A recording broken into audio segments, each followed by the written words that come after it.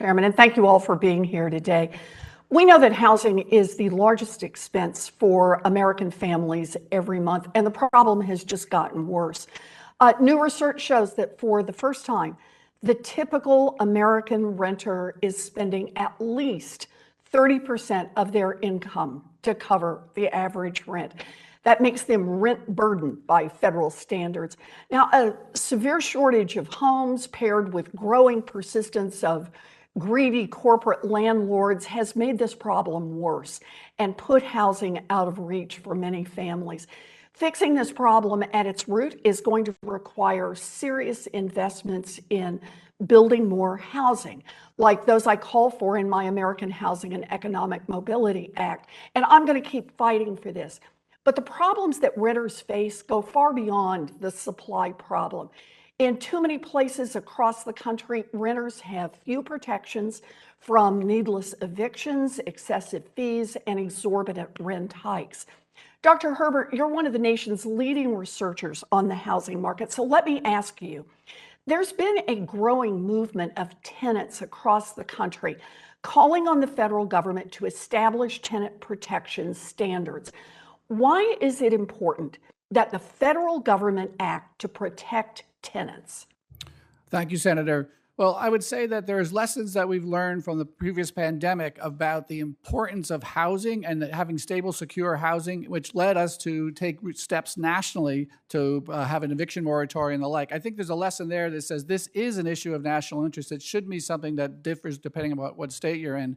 The other precedent I would point to is in the mortgage market, where we have a number of federal statutes, RESPA, TILA, ACOA, that all relate to making sure that home buyers across the country, wherever you live, are treated fairly in the market. So I think there's very similar parallel there between homeowners and renters. Yeah, that is a really important point. And it's part of the reason that I led a letter with Congressman Jamal Bowman, joined by 47 of our colleagues, calling on President Biden to take executive action to protect tenants and bring down rental costs. 2 weeks ago, the White House announced a framework for enhanced renter protections, and I was glad to see this action. It's an important first step, but we need more. In fact, the day the White House's framework was announced, the real estate lobby celebrated, and they bragged that they had watered down the administration's announcement. This is the very same industry that spent over $100 million on lobbying last year, including to fight against renter protections. And at the National Apartment Association, the organization that lobbies on behalf of corporate landlords, said, quote, "What we can say with certainty about the Biden administration's blueprint for advancing a renter's Bill of Rights is that NAA's advocacy helped avert an executive order." Now, Dr. Herbert, what does it tell you that the landlord lobby is celebrating an announcement that was purported to be about protecting tenants? Well, Senator, what I would say is that in a market where, as you said in your opening remarks, half of renters are cost burdened, more than a quarter are severely burdened. We saw rents rising in high double digits, and on top of this pain, I guess I would just urge the apartment industry and the industry, housing industry, to take some ownership of the question of what do we do and how do we protect renters. Obviously, we want investors and owners of properties to make a reasonable return, but it can't come at the expense of people being forced out on the streets. Yeah, I think that's exactly right. And look, if the big corporate landlords see this blueprint as cause for celebration, then I think it is probably safe to assume there's a lot more that the administration could do to meaningfully protect renters.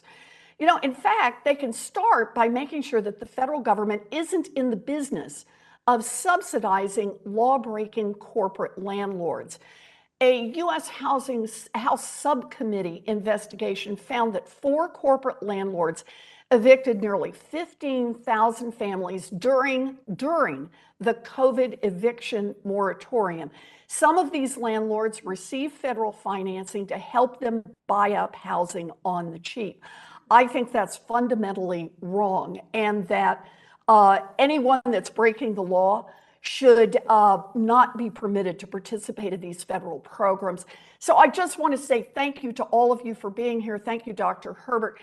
The administration has an obligation to ensure that agencies are using all of their authorities to protect families' access to housing. And where the agencies lack the tools to forcefully protect renters, then I look forward to working with my colleagues to pass legislation to get them the tools that they need.